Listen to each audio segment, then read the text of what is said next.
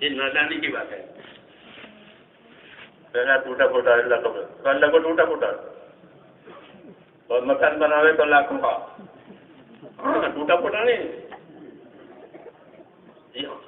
کہ مکانوں پر، کپڑوں پر، کھانوں پر، سواریوں پر، شادیوں پر، یہ 5 چیزوں پر مسلمانوں کے مال برباد ہوتے ہیں.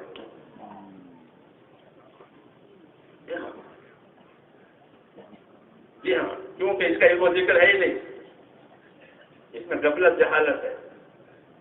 یہ علماء نے فرمایا کہ 5 کام مسلمانوں کے ایسے ہیں کہ جن میں ان کا مال برباد ہو رہا ہے. غیر ضروری مال جا رہا ہے.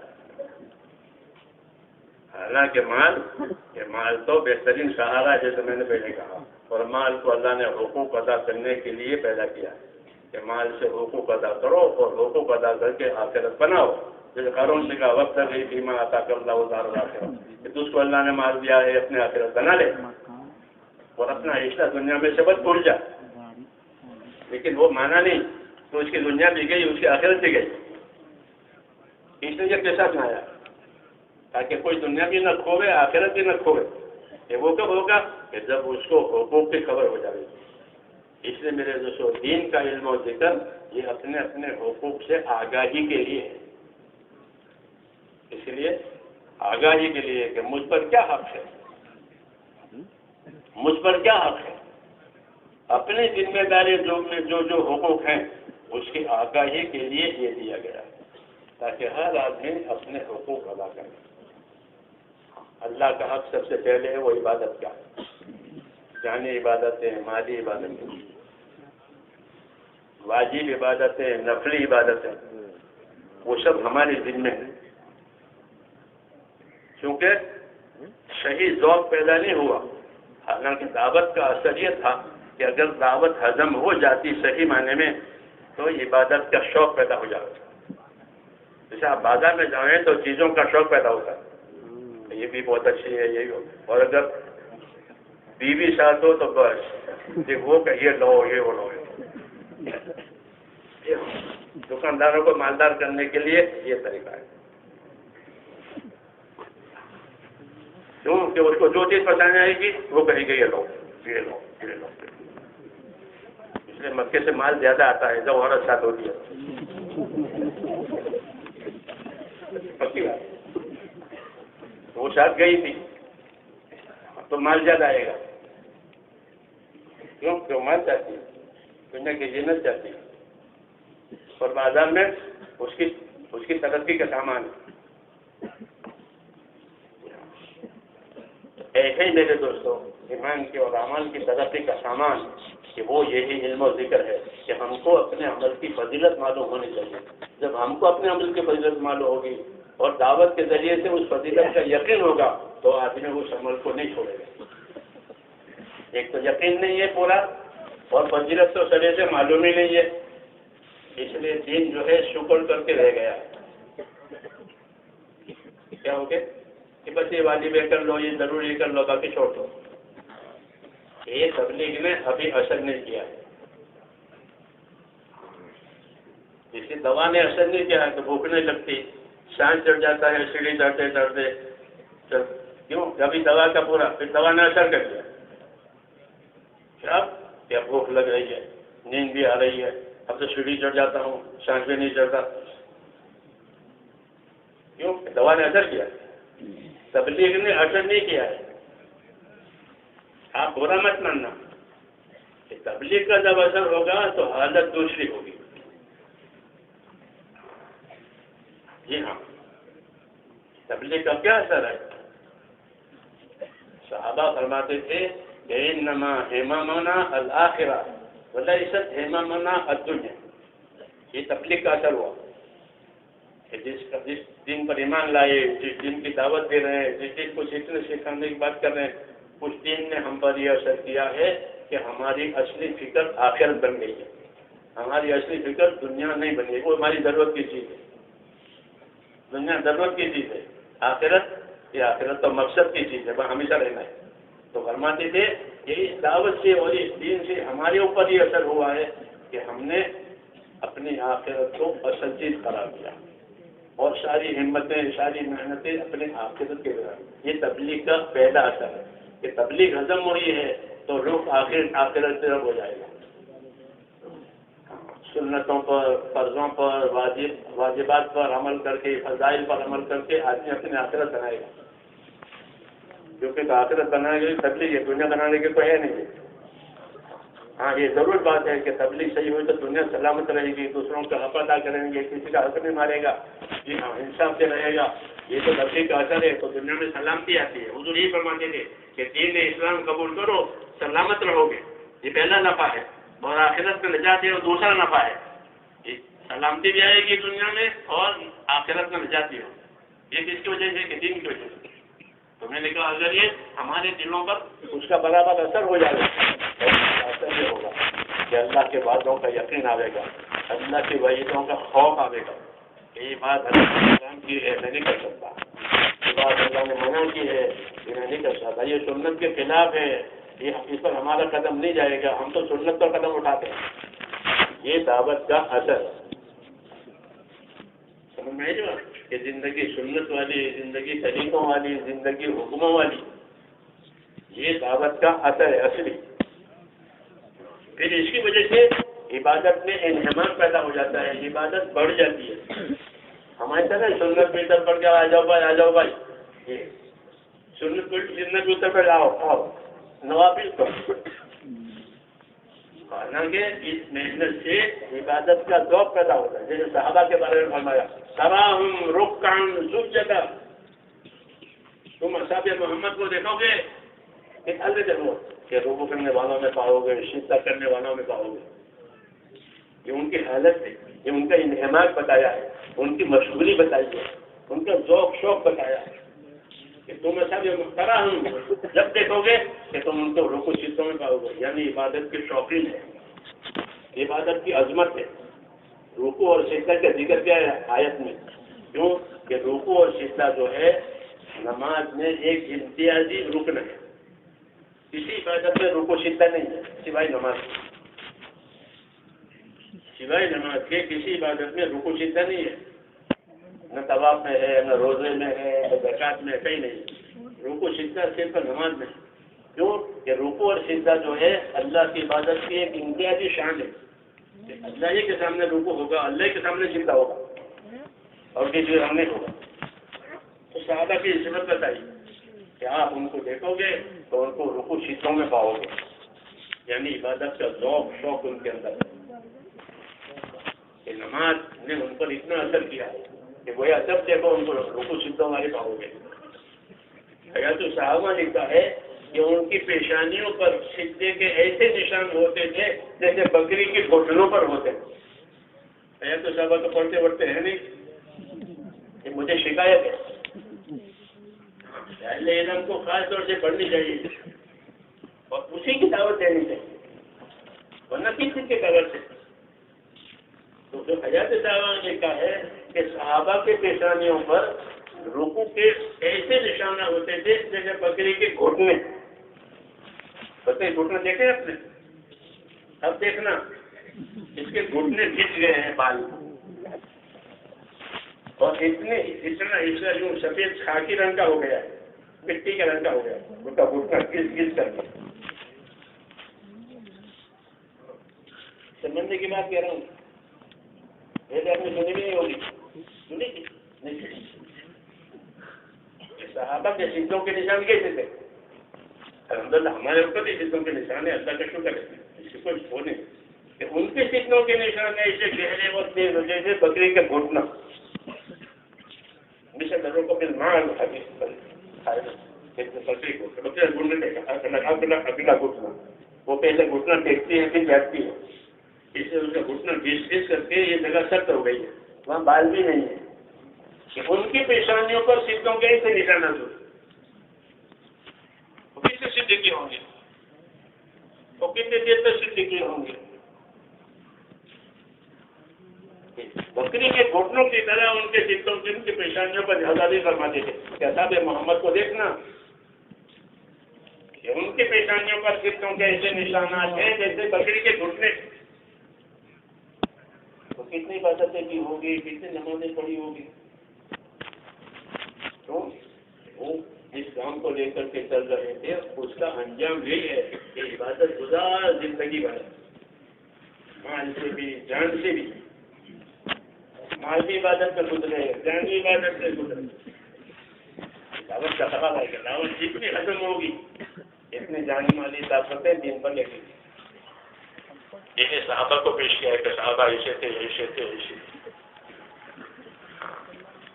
حضور صلی اللہ علیہ وسلم کی صحبت سے، آپ کی دعوت سے، آپ کی تعلیم سے ان کی زندگی اسی بنی۔ عبادت میں بھی آگے، حقوق ادا کرنے میں بھی آگے، انصاف کرنے میں بھی آگے، ساری باتوں میں۔ کیوں؟ یہ دعوت ایک طاقت ہے۔ کیا ہے؟ ایک طاقت ہے جو ایمان میں قوت پیدا کرتی ہے، ایمان میں قوت پیدا کرتی ہے، اخلاص پیدا کرتی ہے۔ کیونکہ جان اپنی، مال اپنا، کام خدا کا، تو اس سے اخلاص پیدا ہوتا ہے۔ جان بھی میری، مال بھی میرا، اور کام کس کا؟ کام اللہ۔ یہ اپنی جان میں لگا رہا ہوں، اپنا مال لگا رہا ہوں، اور کام اللہ کا کر رہا ہوں۔ مجھے کسی کو لینا دینا نہیں ہے، مجھے کسی سے کوئی غرض نہیں ہے، کوئی مطلب نہیں ہے۔ میرا اللہ ہے، میرے اللہ نے مجھے ذمہ دی ہے، اس لیے میں اپنی جان مال لگا رہا ہوں۔ تو اپنی جان مال اللہ کو سامنے لگانے سے پھر اللہ تعالیٰ اس کو اپنے قریب کرتے ہیں۔ کیا کرتے ہیں؟ قریب کرتے ہیں۔ اس لیے جتنا قرب ہوگا اتنا اخلاص ہوگا، جتنا قرب ہوگا اتنا اخلاص ہوگا۔ یہاں تک کہ اس کو اپنا بندہ بنا کہ یہ میرا بندہ ہے، یہ میرا بندہ ہے، یہ میرے ولی ہے۔ ہاں، اپنا قرب دے کر کے اس کو یہاں تک پہنچاتے ہیں۔ کیوں کہ وہ جان لگا رہا ہے، مال لگا رہا ہے، اللہ سے امیدوار رکھا ہے۔ یہ زندگی صحابہ کی تھی، اس لیے انہوں نے اس میں بہت اپنے آپ کو آگے بڑھایا۔ اس لیے اللہ نے کہا کہ تم ان کو دیکھو گے رکوع کرنے والے، سجدہ کرنے والے، یعنی ان کی ساری زندگی میں شکر اس کا اثر تھا۔ یہ مطلب کہ جو کھاتے نہیں تھے، کماتے نہیں تھے، شادی نہیں تھے، سب کچھ کرتے تھے، ضروریات زندگی بھی کرتے تھے دین کے طریقے سے، ضروریات زندگی پوری کرتے تھے دین کے طریقے سے، کھانا ہو، کمانا ہو، پہننا ہو، اڑنا ہو، شادی ہو، سب اس میں بھی دین داخل کر دیا۔ کیونکہ ہمارا دین تو کامل ہے، ہر لائن کی رہبری کرے گا۔ تو وہ علم و ذکر کی وجہ سے زندگی کے ہر لائن کو علم و ذکر پر لے گئے، چاہے وہ کھانا ہو، کمانا ہو، پہننا ہو، اوڑھنا ہو، خرچ کرنا ہو، ساری زندگی علم و ذکر کی روشنی میں، کوئی جہالت سے نہیں، کوئی غفلت سے نہیں، کوئی کام جہالت سے نہیں، کوئی کام غفلت سے نہیں، ہر چیز یہ ان کا، وہ یہی تقاضا ہے علم و ذکر کا، تاکہ مسلمان کی زندگی کا ہر کام علم کی روشنی میں ہے۔ اس میں خدا کا یہ حکم ہے، اس کا یہ ادب ہے، اس کا یہ طریقہ ہے۔ آداب ہی آداب ہے اسلام میں۔ کیا ہے؟ آدھا اللہ کے ساتھ ادب، رسول کے ساتھ ادب، کتاب کے ساتھ ادب، آداب ہی آداب، دین کلو ادب۔ ہمارا دین سادہ کے سادہ ادب ہی ادب ہے، علم و ذکر کی روشنی کی وجہ سے۔ کوئی چیز تیزی کی نہیں، کوئی چیز گستاخی کی نہیں، ہاں، بلکہ سارا دین ادب ہے، ہمارا دین کل ادب۔ یہ دین اللہ تعالیٰ نے میرے دوستوں ہم کو دیا۔ اس دین میں جو چیز ہم پر سب سے زیادہ ضروری ہے وہ اطاعت ہے۔ کیا ہے؟ اطاعت کرنے والے بنو، یہ دعوت ہے کہ اپنی زندگی کو اطاعت پر لاؤ۔ جان مال میں آزادی نہیں ہے کہ میرا مال ہے، میری جان ہے، جو چاہوں کروں کے نام۔ مولانا محمد یوسف رحمۃ اللہ علیہ یہ تبلیغ سمجھاتے فرماتے تھے کہ اس تبلیغ و دعوت کے ذریعے سے ہم مسلمانوں کو اس غلط فہمی میں سے نکالنا چاہتے ہیں کہ مسلمان نے سمجھایا کہ جان بھی میری، مال بھی میرا، جو چاہوں کروں کے نا، ایسا نہیں۔ جان کس کی ہے؟ اللہ کی۔ مال کس کا ہے؟ اللہ کا۔ اللہ کہتے ہیں ہم وارث ہیں زمین کی، وہ زمین پر جو کچھ ہے وہ لینا ترجعون، تم تو سب چھوڑ کر میرے پاس آ جاؤ گے، میں اصل وارث ہوں۔ اللہ کہتے ہیں اصل وارث کون ہے؟ اللہ، اصل مالک اللہ ہے۔ کہا کہ جو کچھ زمین پر ہے اس کے ہم وارث ہیں، ہم مالک ہیں، اور تم تو سب چھوڑ چھوڑ کے آ جاؤ گے۔ حاکم حکومت چھوڑے گا، تعلیم تجارت چھوڑے گا، سب چھوڑ چھوڑ گے، اور اصل وارث کون ہے؟ اس لیے اللہ جس کو چاہے وارث بناوے، یہ جس کو چاہے نہیں، تو اصل مالک اللہ ہے، اور باقی جتنی چیزیں ہمارے پاس ہیں کہ وہ اللہ کی امانت ہے۔ تو فرماتے تھے کہ ہم مسلمانوں کو دعوت و تبلیغ کے ذریعے اس غلط فہمی سے نکالنا چاہتے ہیں کہ انہوں نے یہ سمجھ لیا ہے کہ جان ہماری مال ہمارا، ہم جو چاہے کرے، کرنا ایسا نہیں ہے کہ ہم تو بندے ہیں۔ کون ہے؟ ہم بندے ہیں، ہم غلام ہیں، ہم اللہ کے بندے ہیں، جب تک اللہ زندہ رہیں گے زندہ رہیں گے، بندے ہیں۔ حیات اس کی طرف سے دی ہوئی ہے، وہ مانگی ہوئی ہے، جب چاہے واپس لے گئے، تو ہم اللہ کے بندے ہیں، اور جو چیزیں ہمارے پاس ہیں وہ اللہ کی امانتیں ہیں۔ جس طرح وہ اللہ کی نعمتیں ہیں، ایسے وہ اللہ کی امانتیں بھی ہیں، کہ مال نعمت بھی ہے، مال امانت بھی ہے، اولاد امانت بھی ہے، اولاد نعمت بھی ہے، تندرستی نعمت بھی ہے، تندرستی امانت بھی ہے۔ جتنی چیزیں ہمارے پاس ہے اس کا ایک پہلو نعمت کا ہے، اللہ نے مجھے تندرستی دی، مال دیا، اولاد دی، عزت دی، یہ بھی ٹھیک ہے، نعمت دی ہے، مگر یہ سب چیزیں امانت ہے۔ یہ چیزیں تجھے اس لیے دی ہے کہ جس سے تجھے اپنی زندگی کی ذمہ داریاں پوری کرنی ہے۔ کیا پوری کرنی ہے؟ زندگی کی ذمہ داریاں پوری کرنی ہے، اس لیے یہ چیزیں دی ہے کہ سب سے پہلے اپنے ایمان کو سنبھالنا ہے، کہ اپنے ایمان کو قوی کرنا ہے۔ کیا کرنا ہے؟ کہ دعوت دے کر، ایمان اعمال کی محنت دے کر اپنے ایمان میں قوت پیدا کرو۔ ایمان میں قوت پیدا ہونے کی وجہ سے اطاعت آسان ہوگی۔ ایمان میں کمزوری ہوتی ہے تو اطاعت مشکل ہوتی ہے۔ آدمی اذان بھی سنتا ہے اور نماز کو نہیں آتا، کیوں؟ اس ایمان میں کمزوری ہے، اور کوئی وجہ نہیں۔ قاعدے کی بات یہ ہے کہ ہر مشین اندر کی طاقت سے کام کرتی ہے۔ جیسے یہ بول رہا ہے تو اندر کی طاقت ہے، جیسے یہ بول رہا ہے، اوپر کا خول نہیں۔ اگر اندر کی طاقت فیل ہو جائے تو اوپر کا خول کام نہیں کرے گا۔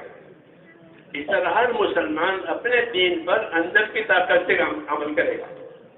جتنا اس کے اندر ایمان ہوگا، خدا کا خوف ہوگا، خدا کا تعلق ہوگا، اتنا وہ اپنے دین پر چلے گا۔ سمجھ میں آئی بات؟ اگر ایمان میں کمی ہے، خوف میں کمی ہے، تو بہت سی باتیں وہ چھوڑ دے گا، بہت سی باتیں توڑ دے گا۔ کیوں؟ یہ کمزور ہے۔ اس لیے پہلی دعوت ہے کہ اپنے ایمان میں قوت پیدا کرو۔ اللہ تعالیٰ کے دین کے نقل و حرکت سے اور اس کی دعوت سے اور ایمان اعمال کے امور میں مشغول ہونے سے ایمان میں طاقت آتی ہے۔ ایمان میں طاقت آنے کا مطلب یہ ہے کہ ایک خاص قسم کا خوف اللہ تعالیٰ دل میں ڈالتا ہے۔ اس محنت کا یہ اثر ہے۔ اگر یہ محنت صحیح ہوتی ہے، اصولوں سے، پابندی سے، تو اللہ اپنا خوف ڈالتا ہے۔ جیسے کہ کرنٹ، بجلی چلی گئی تھی اور ایک دم کرنٹ آ گیا، بجلی آ گئی تو اب سب روشنی ہو جائے، اور یہ اڑ جاوے تو پھر اندھیرا ہو جائے۔ ایسے میرے دوستوں، جب ایمان اعمال کی یہ محنت ہوتی ہے تو اندر اللہ تعالیٰ ایک خاص قسم کا اپنا خوف ڈالتا ہے۔ اس کو تقویٰ کہتے ہیں کہ بھئی تبلیغ سے کیا ملے گا؟ کہ تبلیغ سے تقویٰ ملے گا۔ کیا ملے گا؟ تقویٰ دکھانے کی چیز نہیں ہے، سمجھانے کی چیز ہے۔ اس کو فرمایا تقویٰ ہاں ہونا، اشارہ کیا کہ تقویٰ کا ہوتا ہے یہاں، تقویٰ اللہ کا اور ڈر اللہ کا کسی کو دکھاوے کوئی دکھا نہیں سکتا، وہ تو جس کے اندر ہوتا ہے وہی سمجھتا ہے۔ تقویٰ ہاں ہونا، اشارہ الی صدرہ، کہ تقویٰ اور ڈر یہاں ہوتا ہے، اور اشارہ اپنے سینے کی طرف دیا کہ تقویٰ تبلیغ سے کیا ملے گا؟ تو ہم کہتے ہیں انشاءاللہ اگر تبلیغ صحیح ہوئی تو تقویٰ ملے گا۔ پھر آدمی اپنی ہر چیز کو اللہ کی امانت سمجھ کر استعمال کرے گا۔ تقوی کا یہ اثر ہے کہ میری جان امانت ہے، میرا مال امانت ہے، میری اولاد امانت ہے، میری آنکھیں امانت ہے، وہ سب چیزوں پر کنٹرول آ جائے گا۔ صحابہ یہ کہتے تھے کہ ہم کو تقویٰ ملا ہے۔ کیا ملا ہے؟ تقویٰ۔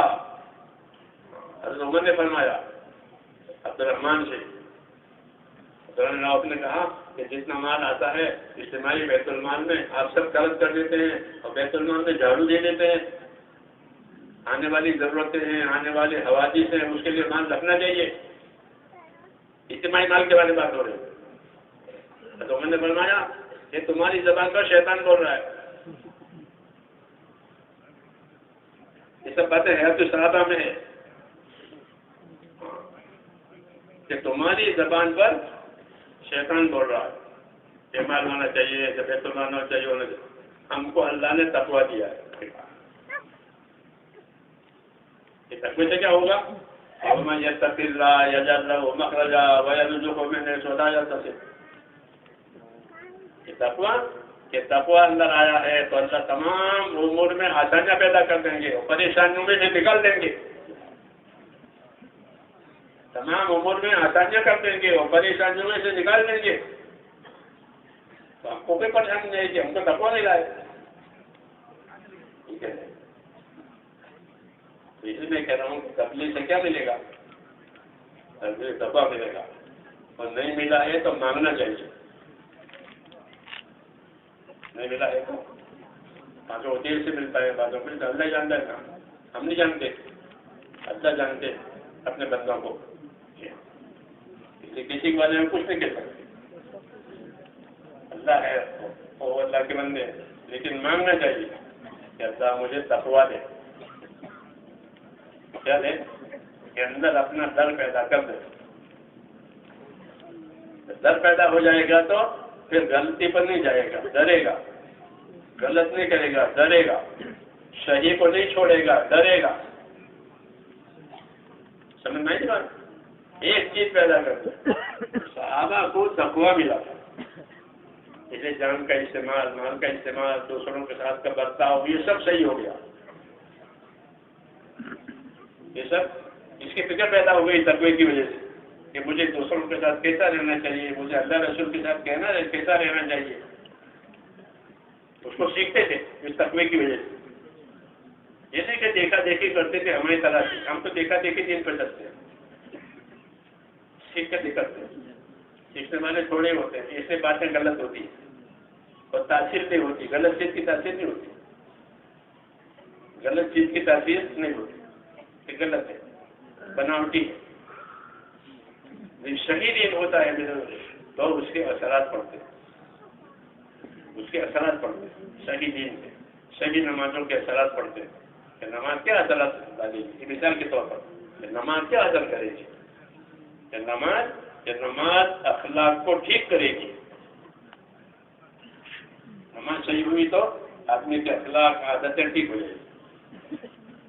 کہ نماز کیا کرے گی؟ کہ نماز روزے کی برکت کو کھینچے گی. یہ کتابوں میں لکھا ہے کہ نماز روزے کی برکت کو کھینچے گی. کہ نماز کیا کرے گی؟ کہ نماز دعائیں قبول کروائے گی. کوئی بات ہوئی 2 رکعت پڑھ کر اللہ سے مانگے. سنت یہی ہے کہ کوئی بات پیش آئے تو سنت یہ ہے کہ کسی سے کچھ نہ کہو، پہلے اللہ سے کہو.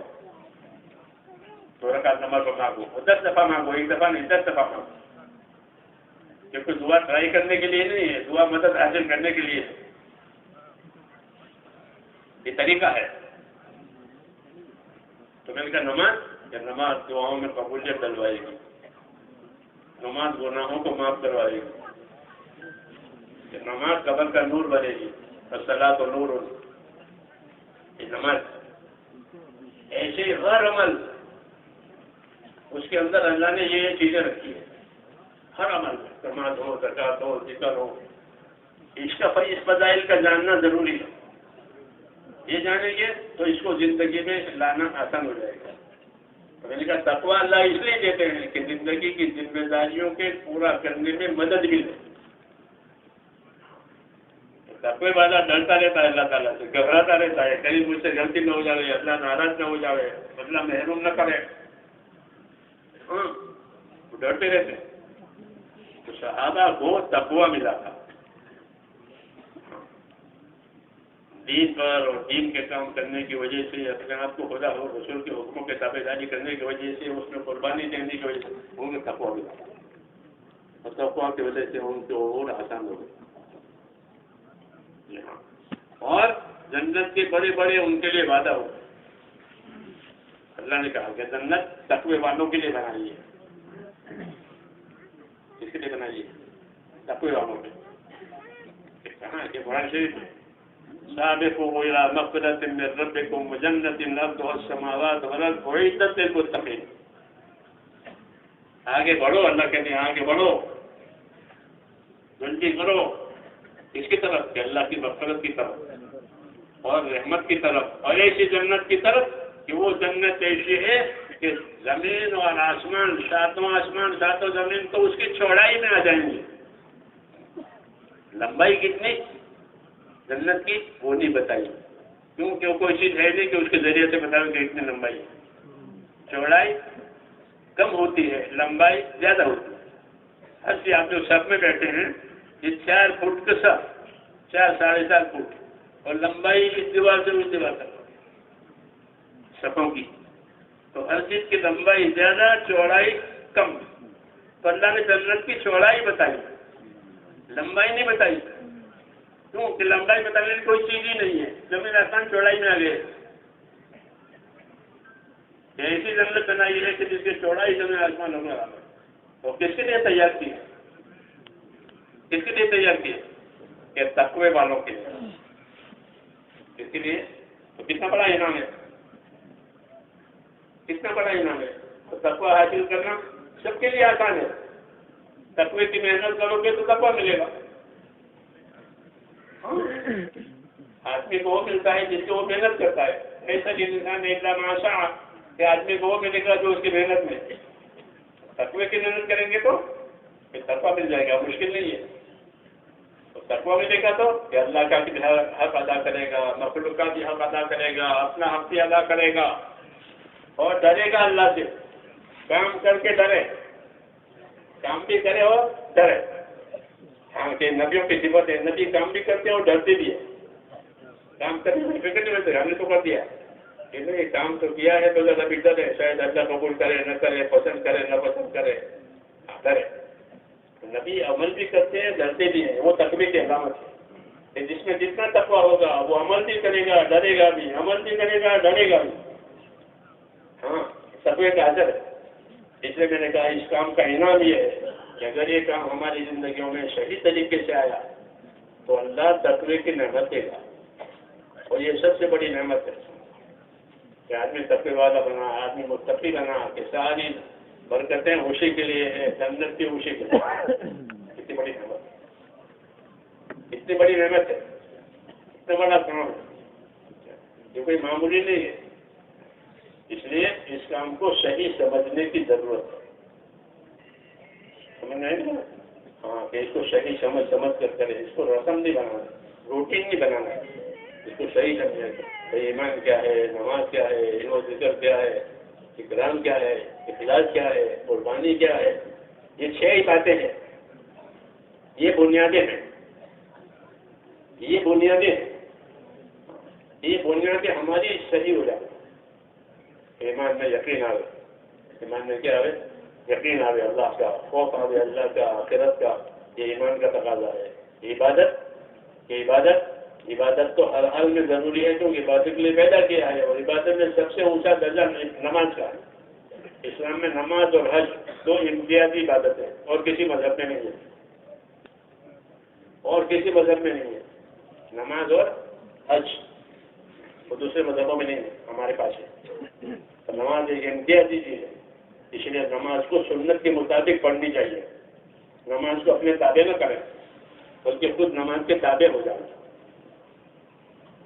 خود نماز کے تابع ہو جائیں. نماز ہم کو چلا دے. یہ نہیں کہ ہم نماز کو استعمال کریں جیسے جی چاہے ویسا. نہیں، ہم نماز کے تابع ہو جائیں. عبادت کا یہ تقاضا ہے کہ ہم عبادت کے تابع ہو جائیں تاکہ وہ عبادت کا حق ادا ہو جائے. اس لیے اپنی نمازوں کو اہتمام سے، التزام سے پڑھیں. فرائض کو بھی، نوافل کو بھی، واجبات کو بھی. یہ نہیں کہ ہم تو جماعت میں ہیں تو بارات میں آ گئے ہیں. کیونکہ باراتی ہوتے ہیں کہ ہم تو بارات میں ہیں، ہم کو کھانے پینے کیا کریں، ہم باراتی ہیں. بارات کچھ نہیں. ہم اللہ کے بندے ہیں اور اللہ کی طرف سے ذمہ داری ہے. اس لیے اپنی نمازوں کو صحیح بنانا ہے. سنت کے مطابق نمازیں پڑھنی ہے. اس کے مطابق سنت علم و ذکر کا یہ مطلب نماز کے لیے نماز کا علم، زکوٰۃ کے لیے زکوٰۃ مال ہے تو مال کے بارے میں علم ہونا چاہیے کہ اس مال میں میرا مجھ پر کیا حق ہے، تاکہ اللہ کے فرائض صحیح ادا ہو جائیں. اللہ کے فرائض صحیح ادا ہو جائیں، کیونکہ فرائض کا حصہ دینا پڑے گا. نماز ہو، زکوٰۃ ہو. زکوٰۃ مالداروں پر ہے. مالدار کون ہے؟ مالدار کون ہے کہ جس کو شریعت مالدار کہے وہ مالدار، جس کو لوگ مالدار کہے وہ نہیں.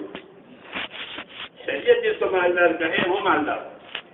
اس لیے مالداروں کو پوچھنا چاہیے کہ میرے پاس اتنا مال ہے، اس پر زکوٰۃ واجب نہیں ہوگی. جسے وکیلوں سے پوچھنے جاتے ہیں، کوئی بات ہو گئی تو وکیلوں کے پاس جاتے ہیں، پیسے لے کے پوچھتے ہیں. پیسے بھی لے گا وہ تو مفت میں نہیں وہ جواب دے گا، وہ اپنی فیس لے گا اور فیس لے کر آپ کو راستہ بتا دے گا. مفتی اور عالم پیسے نہیں مانگے گا، آپ کو صحیح جواب دے گا. اسے کہتے ہیں اپنے مسائل کو علماء کے پاس لے جاؤ تاکہ فرائض میں سستی اور کوتاہی نہ رہے. سب سے زیادہ ذمہ داری فرائض کی ادائیگی ہے. حرام سے بچنا اور فرائض کا ادا ہونا، یہ دو پہلو دین میں سب سے زیادہ ضروری ہے. یاد رکھو، اپنے آپ کو حرام سے بچانا اور اللہ کے فرائض کو صحیح طریقے سے ادا کرنا، کیونکہ جو فرائض ہیں وہ اللہ کا حق ہے، جو حرام ہے وہ اللہ کی حدیں ہیں. بارڈر ہوتے ہیں ہر حکومت کی، وہ بارڈر ہیں. یہ حرام کیا کہ بارڈر ہے، یہاں کوئی نہ جائے. بارڈر میں بغیر پوچھے نہیں جا سکتے، بڑا گناہ. تو جو چیزیں حرام ہوئی وہ اللہ کے بارڈر ہیں، اس کے پاس کوئی نہ جائے، اس سے دور رہے. اور جو اللہ کے فرائض ہیں اس کو کوئی نہ چھوڑے. یہ دعوت کا مقصد ہے کہ اللہ کے فرائض ادا ہو جائیں، اللہ کے حرام سے بچنا نصیب ہو جائے تو بہت بڑا دین حاصل ہو گیا. اللہ سے حرام صرف شراب پینا، سور کھانا نہیں ہے کہ نماز قضا کرنا بھی حرام ہے.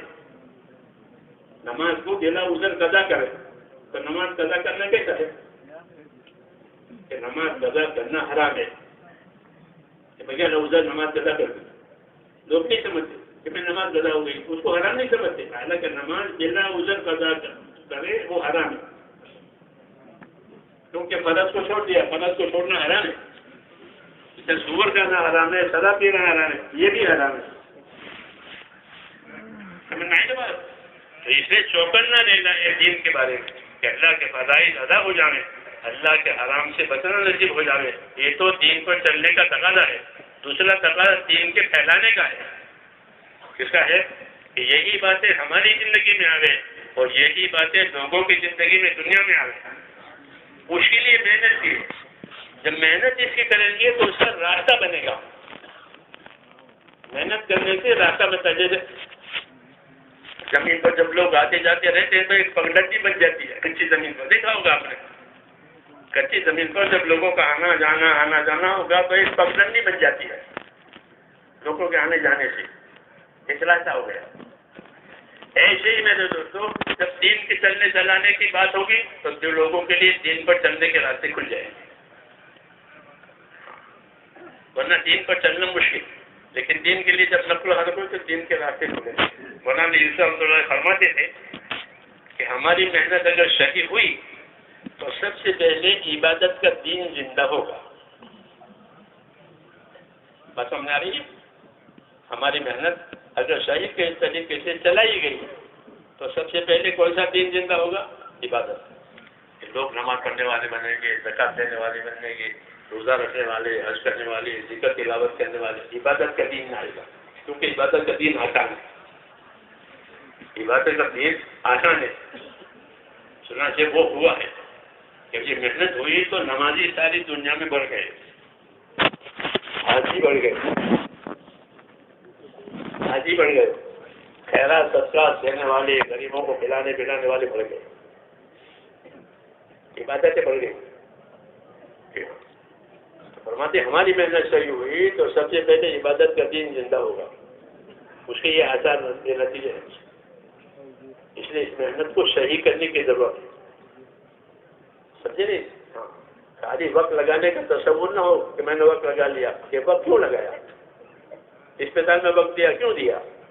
ڈاکٹر کا 1 مہینہ تو یہ کون کہ میں نے اسپتال میں وقت لگایا ہے. اسپتال کا وقت اسپتال کے تقاضے پر لگے گا تو علاج ہو جائے گا. تبلیغ کا وقت کہ وہ تبلیغ کے تقاضوں پر لگے گا. یہ ایمان ہے، عبادت ہے، یہ علم و ذکر ہے، یہ اخلاص ہے، اس کے پیدا کرنے کے لیے وقت لگنا ہے.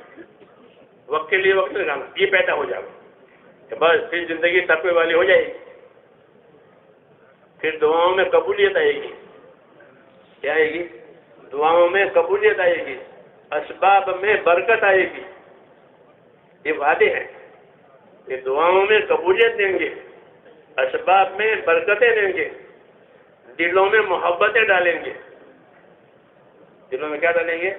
محبتیں ڈالیں گے. ان الذین آمنوا وعملوا الصالحات سیجعل لهم الرحمن ودا، کہ جو لوگ ایمان لائیں گے، نیک عمل کریں گے، اللہ کہتے ہیں ان کے لیے محبتوں کا انتظام کریں گے. یہ محبتیں ہو رہی، ہزاروں آدمی جمع ہوئے، کوئی شکایت نہیں، ایک دوسرے کا احترام کریں، محبت پیدا ہو گئی. جیسے انصار میں محبت پیدا، پہلے دشمن تھے، پھر دین آیا تو بھائی ہو گئے. تو ایمان اور امان کی یہ برکت ہے کہ اس کی وجہ سے محبتیں پیدا ہوگی، حقوق ادا کرنا آسان ہو جائے گا، ہمدردی آسان ہو جائے گی. جی ہاں، یہ برکتیں ہیں اس کی. تو جب دین آئے گا میرے دوستو اور دین کے تقاضے پورے ہوں گے تو ایک تو اللہ برکتیں دے گا، روزی میں، زندگی میں، اولاد میں، مال میں. دعاؤں میں قبولیت دیں گے، دعاؤں میں قبولیت دیں گے، اور دین پھیلے گا. اس کے لیے اللہ اسباب پیدا کریں گے کہ دین پھیلے گا. جہاں نہیں جاتا دین نہیں ہے وہاں بھی دین پہنچ جائے گا. کیوں کہ یہ محنت چل رہی ہے. اس لیے بنجر جگہوں پر دین جائے گا، ناواقف لوگوں میں دین جائے گا.